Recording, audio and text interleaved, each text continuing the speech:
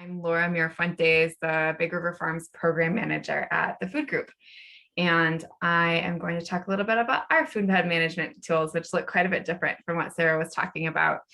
And I just put in some fun pictures. This is on our farm. It's a couple of farmers harvesting onions. So one of the things we do is a lot of in-field technical support. So helping people figure out bunch sizes and all of that. So by the time it gets to the packing shed, it's looking good.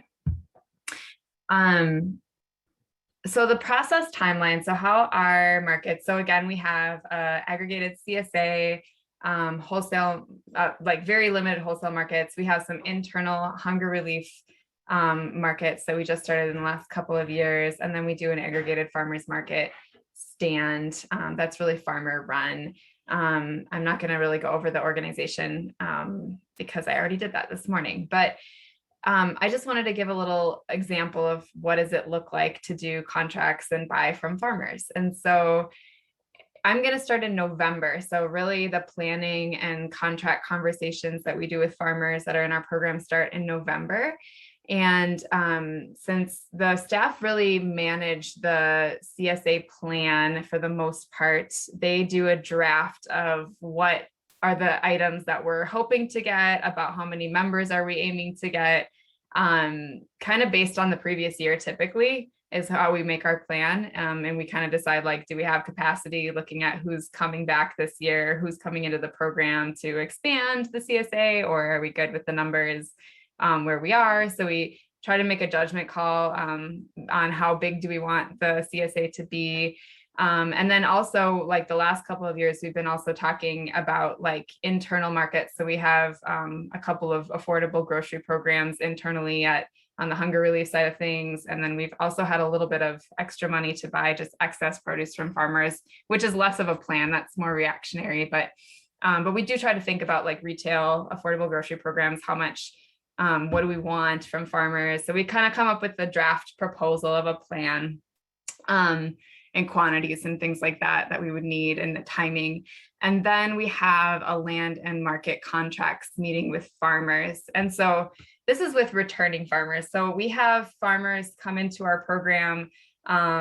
Usually the program begins in January. So new farmers would come in January, take some classes, and then they would start to become a part of the land-based incubator farm. In March is when people start in the greenhouse. But typically we are making contracts and agreements only with returning farmers. And then with new farmers, there's the aggregated farmers market style option. And there's like, we can buy some excess for the hunger relief stuff, but we don't make contracts with first year farmers only because we don't know who we're going to get. And we kind of have to have things figured out a little bit earlier. And also, when people are just starting, it's hard to know. Sometimes people start the program and end up like not finishing, or it's a little bit, we don't know what people are able to commit to and be able to fulfill. So we have 1 year of kind of like relationship building with farmers that are in the program, and try to offer some other beginning markets in addition to the contracts that we do with returning farmers. So this meeting's in November with farmers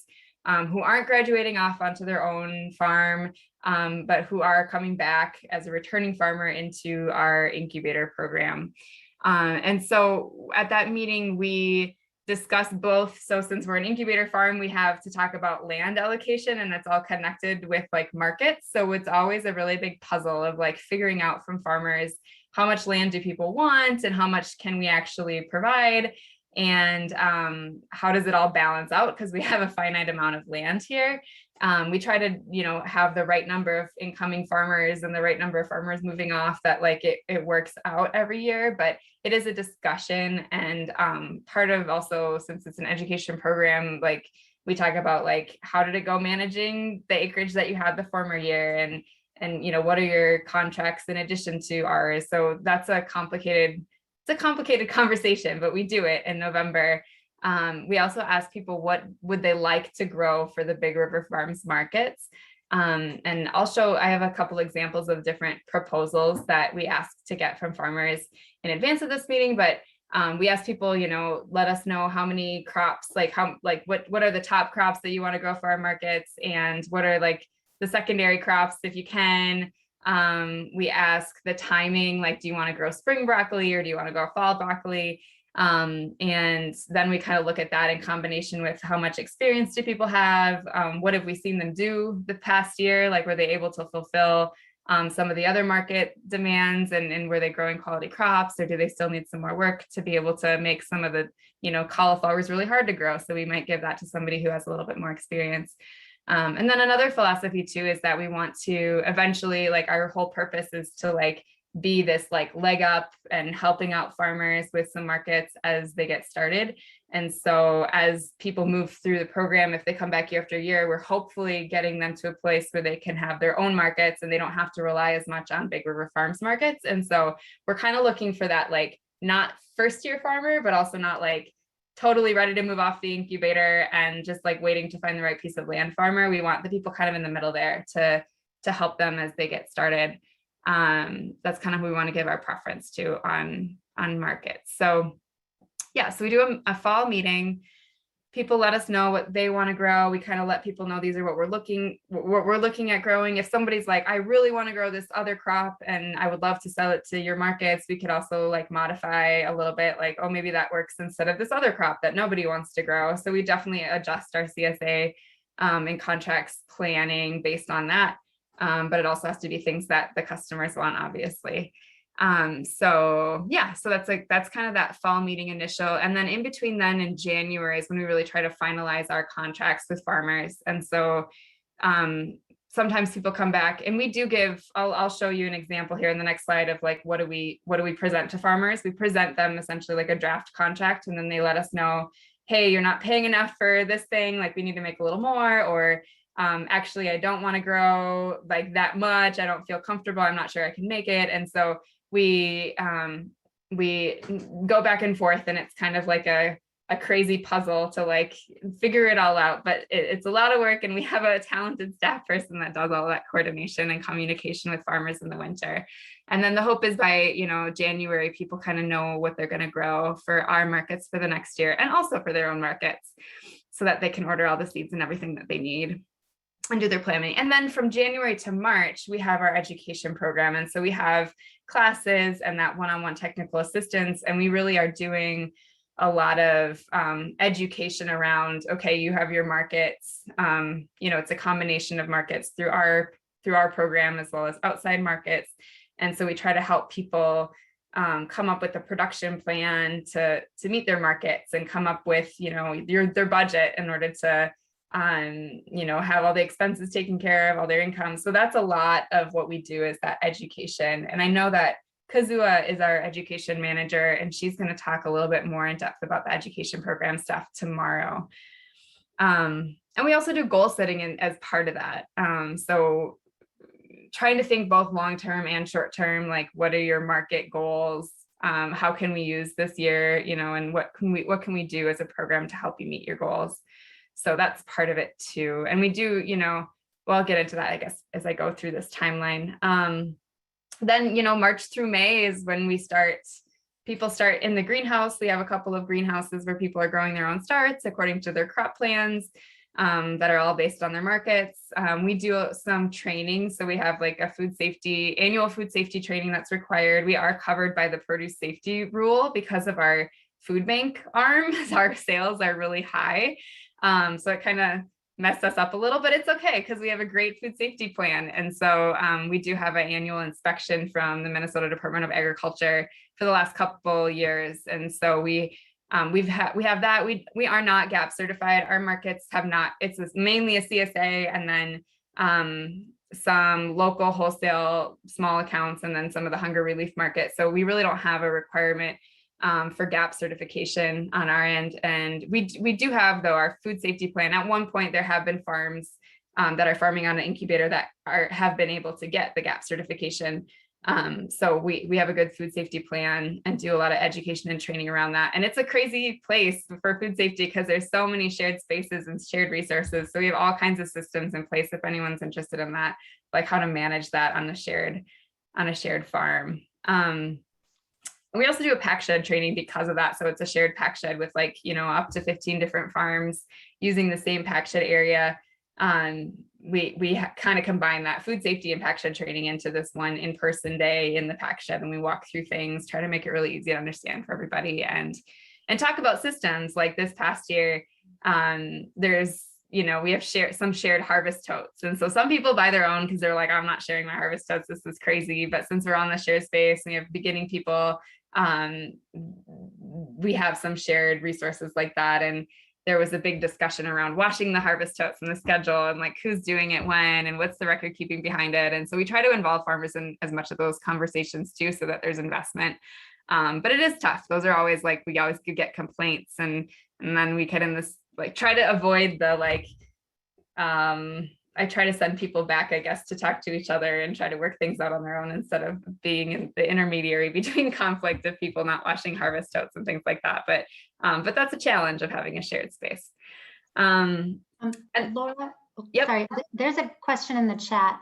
Okay. Back to those contracts, and I think that you may be getting to this later. But how do you address the situation with a farmer that hasn't been able to meet their contracts in the past? Mm-hmm. Are they just given crops that are easier to grow, or do they have to create a plan to get better at fulfilling those contracts? Or is there some other approach? Yeah.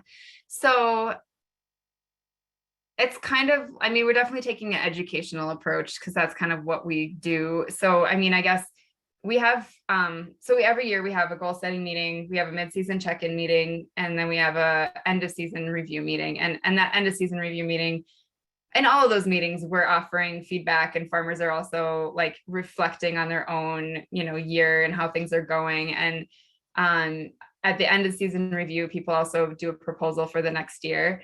And so if they're like, hey, I want to grow all these things, and like they weren't able to deliver it, that would be a conversation. And like, we would try to make it like a learning experience. Like, well, hey, you said that, you were going to produce all these things last year, but then like none of them came through. So like, we just feel, like this is like a real life situation where like, we can't rely on you as much, but we still want to give you a chance. So like, do you want to do a lower quantity, or do you want to try something else, like based on other things that they did grow successfully? Like, hey, we saw you grew these really awesome carrots or whatever, and like maybe you want to try that instead. And then or it's like, maybe you want to try again, and like here, and maybe like they have like I don't really have a hard and fast answer, I guess. I think it's just a conversation. And like people also, as part of their proposal, are meant to like address well, in their end of season review packet, which I didn't include as a resource, but people basically, it's like, what could you do differently to like mitigate some of the problems that you saw in the past year? Like, if you weren't able to meet your markets, like what happened, and like what could you do differently? And maybe it's like you have way too many things that you're contracting. Maybe it's better to just focus on a few things as you're getting started. And so the solution, I think, is different depending on who it is. But they're hard conversations. And I also think that it's hard to be both like a buyer and an educator, but that's just like what we are. And so we have to be both. But I do think it's hard in that situation, but it's important, I think, to like set up realistic expectations, because real buyers would be harder probably on people than we are even, and so I want to make sure that we're setting people up for success too in that way. I don't know if that was a good answer, if that person has anything else they want to ask to clarify, but yeah, it's hard. I think those are hard conversations, but we do our best. Yeah, that was helpful. Thank you. Okay. That was helpful. Yeah. Yep. Yeah. Cool. Yeah. And thanks, Sarah. I did not say, but please say when people, I don't ever see the chat when I'm talking. So please read me questions, or people feel free to just interject. We can keep it casual here. Yeah. I don't remember exactly where I was, but we also have a logistics meeting. So there's like a lot of communication and like processes that are like kind of complicated, and people have to learn like the schedule. Like this is when the CSA deliveries need to get turned in. This is when the wholesale deliveries need to get turned in, and the hunger relief things, and like how do things all get labeled in our shared cooler to keep it all separate, and when do we need your invoices? So there's a lot of logistics, and we do have a lot of systems kind of worked out, and they mimic like reality. I think of our market as like a stepping stone, I guess, to like bigger markets that are not as much support. And so we try to keep things sort of realistic, but there are some specific systems to our market. So we do a logistics meeting too in the spring, just to like walk through all those processes and make sure that everybody understands them.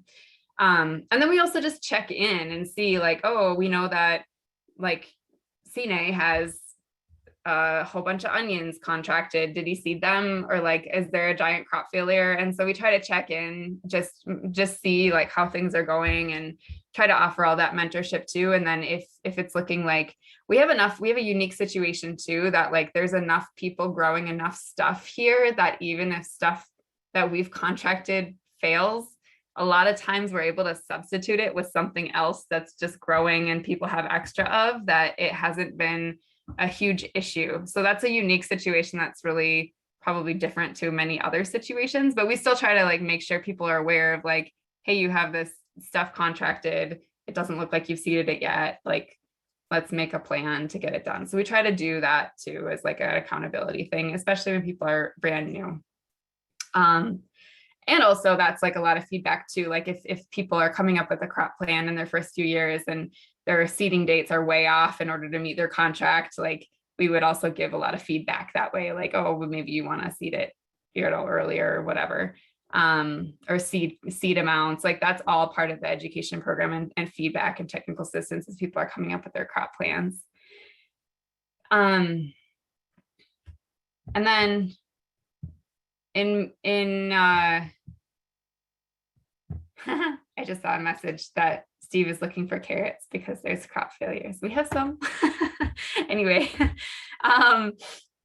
May and June, obviously all the markets begin. So I forgot to put into stuff about farmers market. So in like that January through May period, we also try to figure out who's interested in this aggregated farmers market stall. So it's again like a kind of a farmer run thing. We as Big River Farms go on a weekly basis to this Kingfield Farmers Market in Minneapolis, and the farmers are really managing a schedule, like rotating between who can go on various days, and the main farmer will bring their own stuff. We supply like sign and tent and tables if needed. And then they do all the delivery and stuff, and they also aggregate to backfill from the other farmers. So it's less of a commitment than your own farmer's market. It's also a great market to sell at because it is a really busy market. So that's also some communications and a few like side conversations. We usually present it, find out who's interested. And then the last couple of years, it's been like 4 to 5 different farm teams that are like in their first or second year that have been interested. And then we try to just get them going and figuring out how to communicate with each other and make sure that all the dates are covered. And then we just kind of let them go. So that's kind of cool. There's definitely some logistics on our end. Not a lot though anymore. It used to be way worse, but people do accept EBT and alternative forms of payment and the market tokens. And so that all comes to us since it's under Big River Farms. And then we have some record keeping where people are turning in the sales form, and then we do a reimbursement check to farmers for any tokens that they collected. But they're doing all the payout and aggregation amongst themselves for the farmers market. So that's one of the markets. And then CSA usually starts in June, and the hunger relief markets in the last couple of years have started in late June, early July is when there ends up being essentially like excess crops that doesn't have a home. And so that's what we've been starting and doing, those weekly deliveries with different food shelves. July, there's a mid-season check-in meeting with each farm team. And then in October, we do that end of season review and we collect a proposal for the following year if they're coming back. And so this is just an example of like, what's a proposal? So this is like a add-on page to this like pretty comprehensive reflection meeting and packet. And so we just want to know, like, we try to keep it simple, but like, what are your planned markets? What are like, we want to know like, what's the combo of people's other markets in addition to our markets? Who's going to be working with you on your plot? So this is also just us getting an idea of, and how many days a week will they be here, trying to kind of get an idea of capacity, I guess. And also we would give a lot of feedback too if someone's like, oh, I'm going to farm 5 acres and I'm only going to come 15 hours a week. And usually that doesn't happen. Like that's a crazy proposal, but it is an education program. So we're trying to like help people realize like how much time it takes. And we want to have that, I guess, assurance too, that people are taking it seriously. We asked too about like, how will people pay for their farming costs and program costs?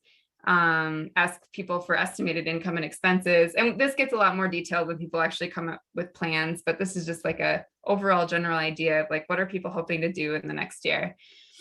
We asked like what vegetables people plan. It's mostly vegetables here. We don't do a lot. There's a couple people doing fruits, but we're getting a little bit into perennials, but we're a little bit mostly vegetables. And so we ask if anyone has anything specifically that they want to grow for specific markets, anything specific they want to grow for the CSA, and then how much land they would like to grow. So this is a pretty simple proposal. And so then we would take this and see like, what does everyone like, would they like? And then like, what looks realistic, offer a lot of feedback, and then put all those puzzle pieces together.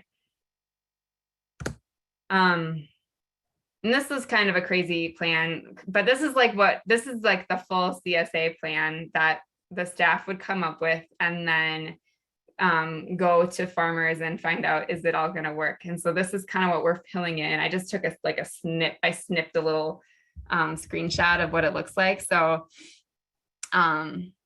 So this is organized by CSA Harvest Week. We try to make like a weekly box plan, essentially just like any farmer would for their own CSA. And then we try to fill in how much would we need of each item from all the different farmers. And then we try to find out, who's interested in growing those things, and, try to buy the same thing from the same farmer for a few weeks in a row, so that we're not like, oh, we're going to buy this one thing from you one week and then never buy it again, because that doesn't make sense. So those are things that we take into consideration.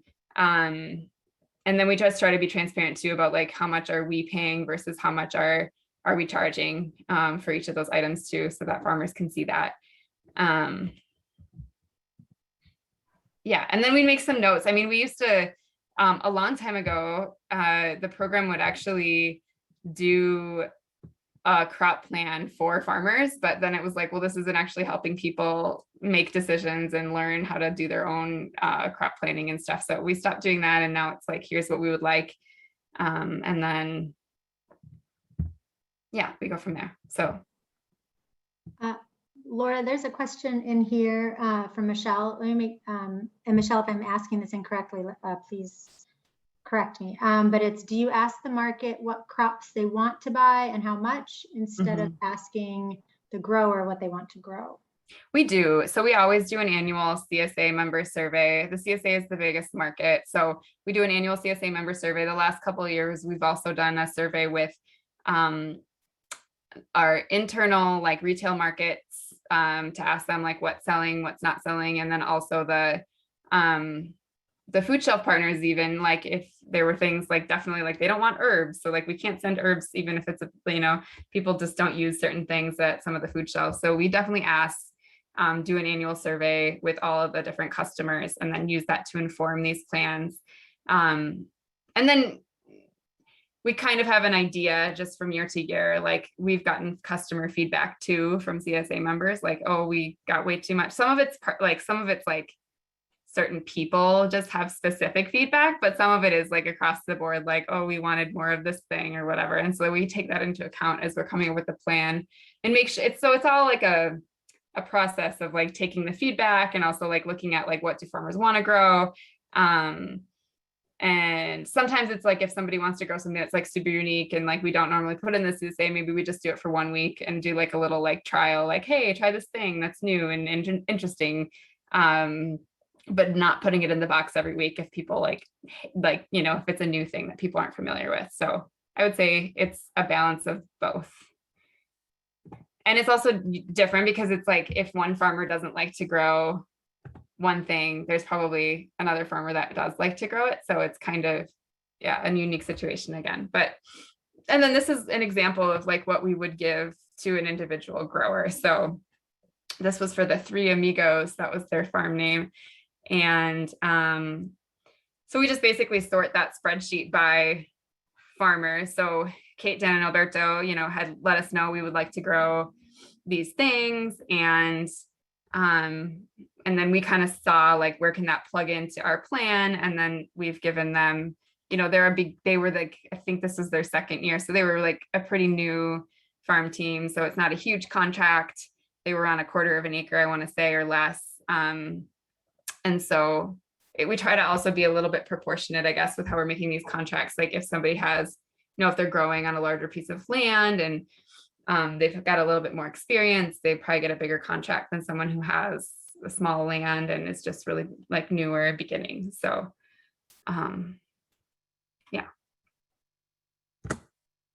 And then we have a lot of, I just had mentioned like talking about production plans and records. So so this is like a list of like what is due from farmers for our program. So it's an education program. So so we asked everybody to come up with the annual budget. So we asked for them to do that before they seed in the greenhouse. We kind of have these things that we're like, you have to get this in, otherwise you have to wait to seed stuff or to plant stuff, because otherwise we don't get things. But we do want to just make sure, like people are having a good budget in mind and like know what are their planned expenses and what's the planned income. Make sure that it looks realistic. And we asked for a seed search in order. So people have to, for the organic certification, you have to use organic seed or have searched in at least 3 different sources. So we asked for that too. So there's a lot of things we have to ask for food safety and for organic certification. And then there's things that we just ask for because we're like an educational farm.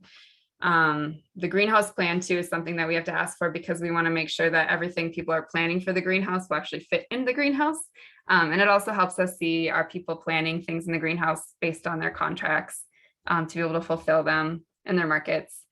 People do a presentation on their farm plan. Those ones aren't quite as relevant. Plot map is another thing that we have to ask for so that we know like where everything's going for the organic certification.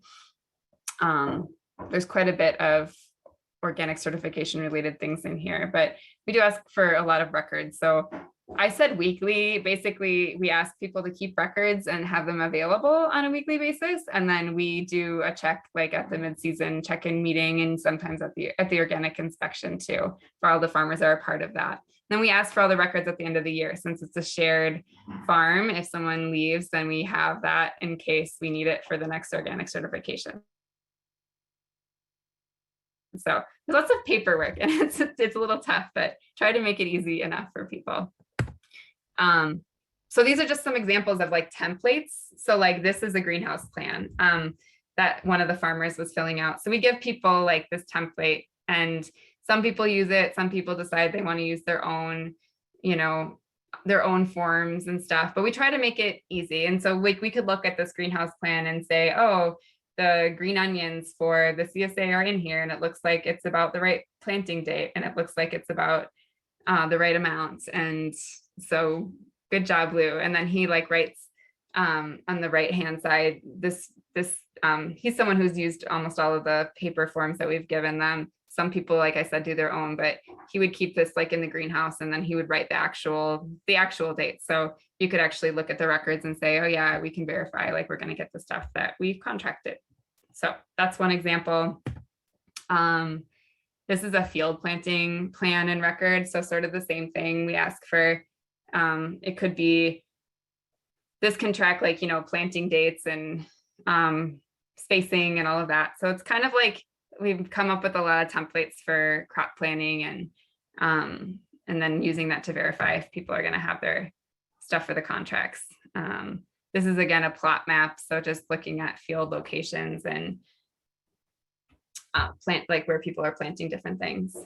So a lot of this is part of the education program, but also useful for like harvest records, super useful for food safety and organic certification again. So this is like lives in a binder in our packing shed. People are writing down all the things they harvest, where it's coming from, and also where it's going. So the harvest for which market. So we can see that too. And this is something that then we use when we're in the packing shed, packing CSA boxes too, occasionally. So I'll get into that too. This is just a page from our food safety log. So there's a lot of food safety education and record keeping. And we have some stuff that staff does, and we have some stuff that farmers do. So the farmers like rotate cleaning the packing shed on a weekly basis. And this is just like a list of what they do. And they do it on the same day or like within a range of days, and then they record it. And that's part of our food safety plan. So something that people are agreeing to, sharing, shared spaces, helping maintain shared spaces. Again, we have a comprehensive farm-wide food safety plan, and it's GAP eligible, but it's not required by our market. So no one is currently GAP certified, but we do have a farm-wide food safety plan and do education around like, how do you make your own food safety plan? So some people have gone and done their own food safety plan that just like works in tandem with ours as well, where they're here so that they're able to take that with them when they leave the program too. Yeah, I think I kind of talked about the rest of the stuff. We do annual training on food safety required for everybody. Lots of regular cleaning and sanitizing and record keeping, and lots of logs. I just put in there. There's lots of, just in the shared space, lots of records. And then organic certification is a big thing. So we have been certified since 2008, and farmers start off being under the Big River Farm certification typically when they first come in. And so like if there's a farm, Tutti Frutti's is certified organic under Big River Farms. And so they can use the seal, and we've come up with some accountability measures with our certifier to be able to have farmers use the organic seal and be able to advertise their products as certified organic. And we just have some internal processes where we're monitoring and making sure that they're following the practices and basically abiding by our organic certification plan. So that's kind of cool and unique. And then eventually people become independent in their organic certification. So usually after like 3 years or so, if people stay, we would ask them, like, once they get to the point basically where they're like, they get it and they are able to, we would help them fill out their own organic certification application. And then they go through their own inspection. We do ask everybody to be a part of our inspection every year. So all the farmers have to come up with all those plans, like I was mentioning, and we have to submit that. Our certifier, like, we're like the craziest farm to certify because our plans are like thousands of seeds, and like it takes 2 days to do our inspection. But so it's a cost, but it is something I think that people really value, the farmers really value, and customers too, about the program. And yeah, so, oh, and we also do, I just wanted to mention this, we do an information release. So for the farms that are getting their own certification while they're here, we have to just do an information release so that, like, if basically, since it's like the land, we're leasing the land, we want to make sure that it's certifiable if that farmer would leave in the future. And so we do an information release with the certifier so that we can get those plans and records in the future if we need it. And I just put down there, so the pros to the organic certification, it opens up markets. People trust that organic seal. They know what organic means. It's aligned with our values as an organization, and also with farmers' values that farm here. I think the cons for farmers and for ourselves is that it's expensive. So, I mean, a lot of farmers come in and they're wanting to grow things, and it's like way more expensive to buy the organic inputs and seeds and everything than it is to buy non-organic inputs and seeds. And so I think, and then also just all of the labor that goes into it, it's expensive.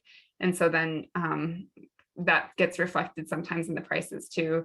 And it's very heavy on records. Farmers, a lot of the farmers in our program, I think farmers everywhere don't love record keeping. And then it's like you're like augmenting the record keeping a lot. I think it's good anyway to keep these records for your own farm business, but it's hard. It's a challenge. It's a heavy lift for the farmers that we're working with a lot of times. So it's a big part of what we're doing is doing that education around record keeping and holding people accountable and checking in on things. But we've chosen to continue, have evaluated a few times with farmers over the years, and people really value that part of our program. So it's turned out to be a good thing for us.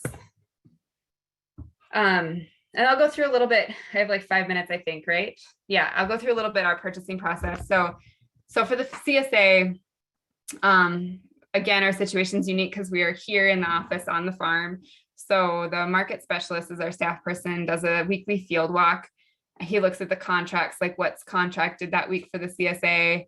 And also we try to collect harvest estimates from farmers on a weekly basis. And that's hard to get because I think actions speak louder than words. And we have just done this field walk and we see what's available. And then it's like not necessary for people to turn in the harvest records because we need something to fill the box. So we'll contact you even if you don't turn in a harvest record.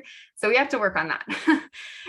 It's trying to help people become more independent, but it's also like people are busy. And if people are ordering anyway from us, why would we turn in this extra paperwork? So that's something we need to work on.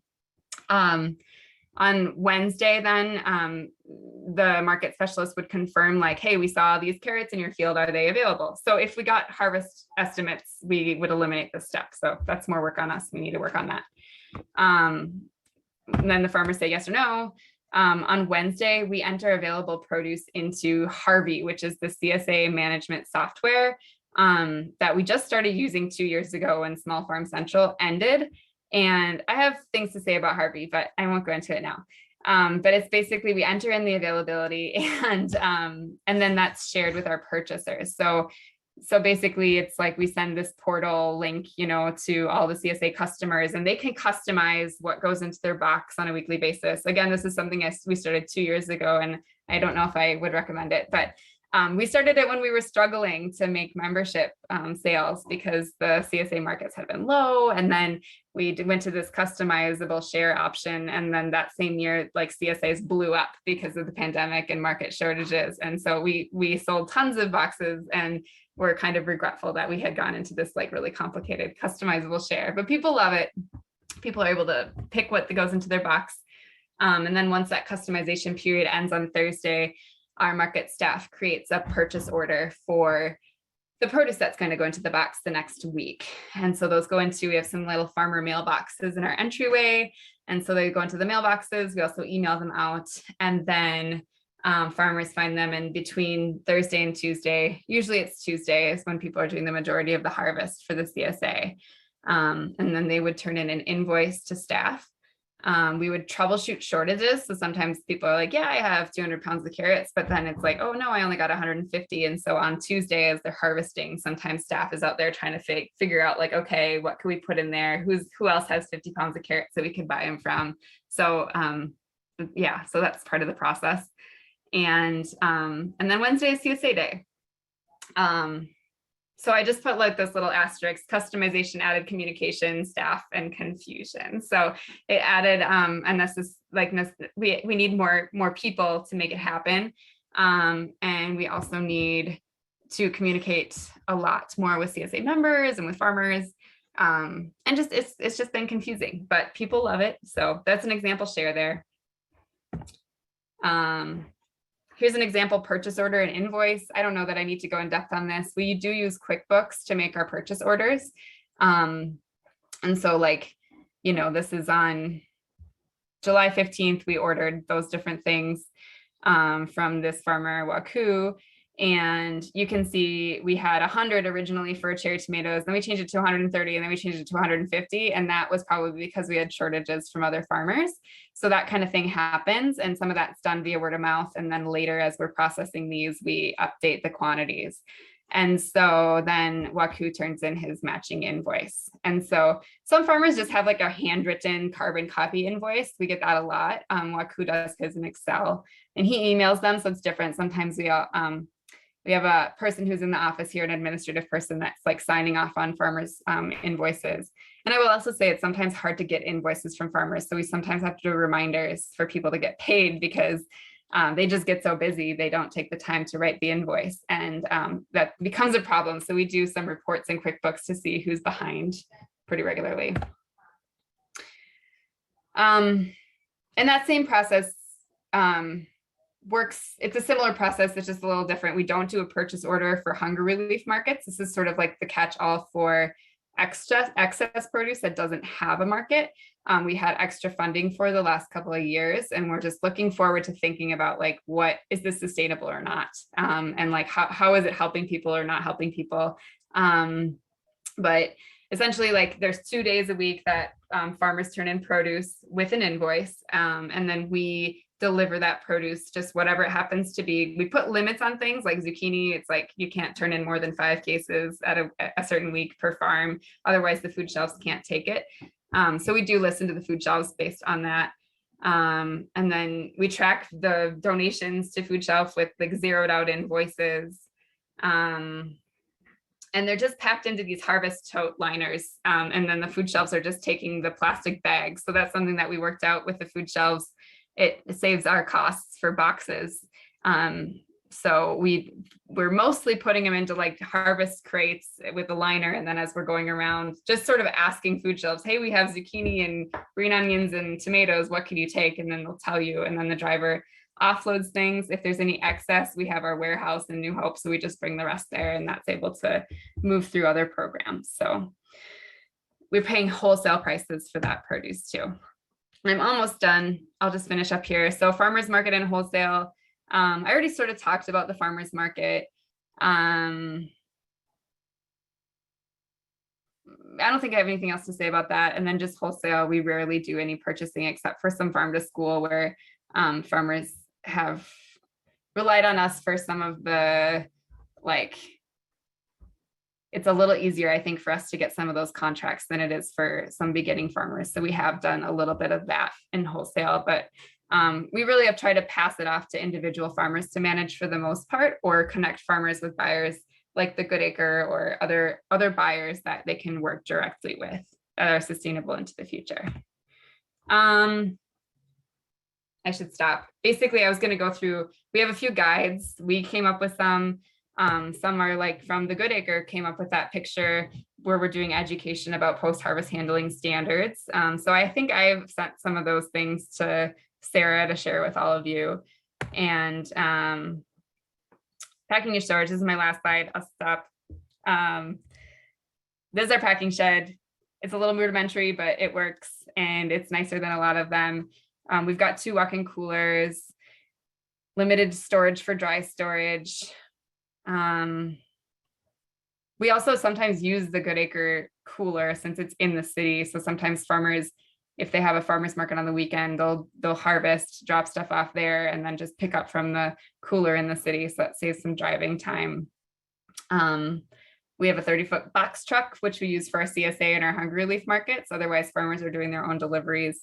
And we have a lot of volunteers needed for the CSA box packing because it's customized. So it's like very labor intensive to look at all the labels, make sure everyone's getting what they want. And yeah, 14 CSA drop sites with host volunteers as well. And there's between 14 and 16 food shelves that we're delivering to right now every couple of days. Thank you, Laura. There is a question here from Dana, which is, how much experience do your incubator farmers have? And have they all at least worked on another farm, or is there a minimum experience requirement? Yeah, that's something we're sort of working on. It's basically, they've had farming experience of some sort, but it hasn't always been like farming here in Minnesota. Like some people farmed like in another country for a while, and then like they've moved here and they want to get back into agriculture, and this is like a way for them to do that. Or there's other farmers that have done urban farming or something like that, and they're looking to scale up, and so it sort of varies. There's a wide range of people, and the level of experience varies. We try to get people, if they haven't had any growing experience, to try some gardening or working on a farm or something first. But there's not like a hard, fast rule about the entry requirements because we're trying to serve some different populations of people.